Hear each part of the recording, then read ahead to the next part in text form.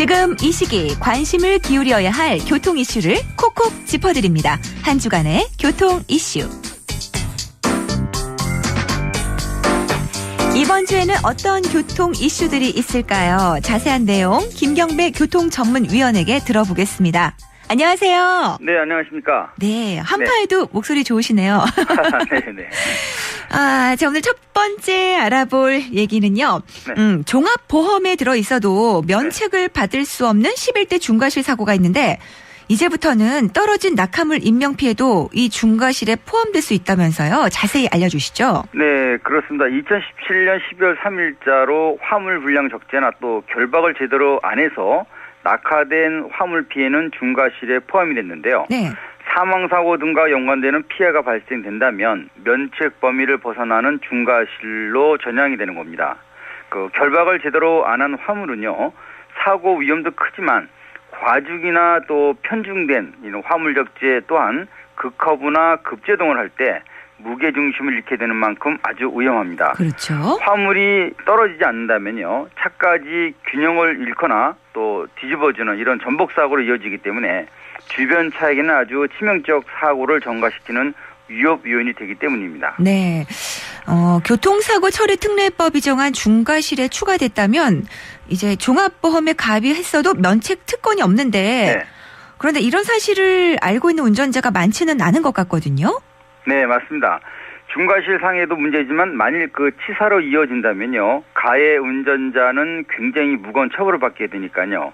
그런데도 말씀처럼 기초안전불감증은 아직 우월적 위치에 서 있는 것 같습니다. 물론 홍보 부족도 문제겠지만요, 화물에 대한 결속은 운전자의 의무이자 준수사항이기 때문에 당연히 잘 지켜서 타인과 자신의 안전을 보호하는 게 우선이라고 생각되는 부분입니다. 예. 고속도로와 전용도로에 이 날카로운 쇳조각과 뾰족한 나사못이 담긴 용기를 떨어뜨려서 자동차 타이어를 터지게 한 사고는요, 네. 종종 발생이 되고 있지만 거의가 자신은 예외라는 이런 아니라는 의식이 항상 사고를 부르는 격이기 때문인데요.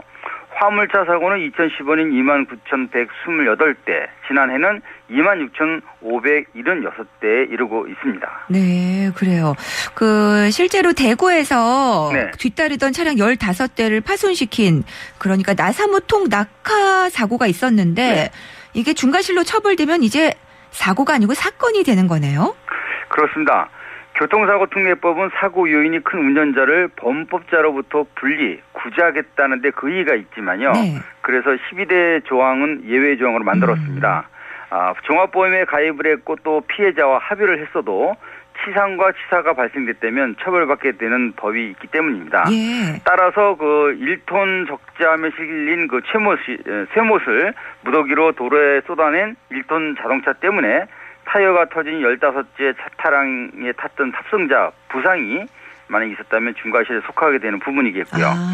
경찰은 적재함이 나사무 드럼통을 묶어놨던 밧줄이 풀려서 쓰러졌고 그 때문에 사고가 난 것으로 보고 있는 만큼 부상자가 있다면 면책이 어렵다고 보는 겁니다. 그렇군요. 슬리퍼 신고 운전하는 분들도 간혹 보이는데요. 네. 택시 운전자가 슬리퍼 때문에 중상을 입는 사고가 일어났군요.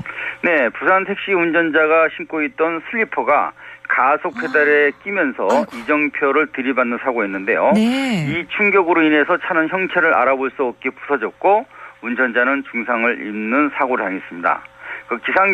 기장경찰서에 따르면요, 네. 약간 내리막길에서 발을 브레이크 쪽으로 옮기는데 발만 빠지고 슬리퍼는 계속 가속 페달을 누른 상태가 됐다고 이렇게 전하고 있는데요. 신발과 뒤축 또 발을 고정시켜주는 구두나 운동화나 달리 페달 각도도 유지가 이런 편이 참 딱 발에 딱 붙는 것이 편합니다. 그렇죠. 그런데 또 슬리퍼는요, 바닥 쪽의 감각은 좀 민감하지만요, 발을 급히 뗄 때는 발등이나 발가락 고리에 이런 걸리기 전까지는요, 사실상 신발과 발이 따로 놀기 때문에 이렇게 벗겨진 것으로 추정이 되고 있습니다. 그렇군요. 그래서 레이서들은 전문용 운전화를 신나 봐요. 그게 이해가 되네요. 네. 그리고 여성 운전자분들 하이힐 신는 경우도 있는데 이것도 위험하겠어요. 그렇습니다. 높은 하이힐은 발목을 더 구부려야만이 페달이 적당히 밟히기 때문에 감각도 달라지고 게다가 발목에 무리한 힘을 주고 또 사고 위험 지수까지 높이는 원인이 될 수 있습니다. 네. 이런 문제 때문에 운전할 때 신는 별도의 수지를 준비해두는 여성분도 적지가 않습니다. 그래야겠습니다. 그러니까 슬리퍼나 높은 하이힐이 이제 페달을 늦게 밟거나 뭐 제때 발을 뗄 수 없기 때문에 뭐 제동하는데 거리도 아주 길어지겠습니다. 그렇습니다. 발과 따로 노는 슬리퍼와 구두를 신었을 때의 실험 차림을 보게 되면요. 슬리퍼의 평균 제동거리는 2m 정도가 더 길어지고 있다고 하는데요. 게다가 그 장마철이나 비가 오면 바닥에 묻은 물기가 페달과 이렇게 밟을 때 점자시키는 마찰력을 떨어뜨리는 문제까지 있기 때문에 급제동할 때는 위험도가 더 커질 수 있다고 합니다. 현재 그 슬리퍼를 신고 운전하는 것은 택시 운전사에게만 금지 조항으로 적용이 되고 있습니다. 네. 그런데 그 독일과 아르헨티나 등에서는요. 슬리퍼 운전은 과태료 대상이 된다고 합니다. 아, 그렇군요. 네. 과태료를 근데 떠나서라도 안전을 위해서 슬리퍼는 안 되겠습니다. 네, 맞습니다. 네, 오늘 소식 잘 들었습니다. 추위에 네. 건강하세요. 고맙습니다. 네, 고맙습니다. 네, 지금까지 한 주간의 교통 이슈 김경배 교통위원과 함께했습니다.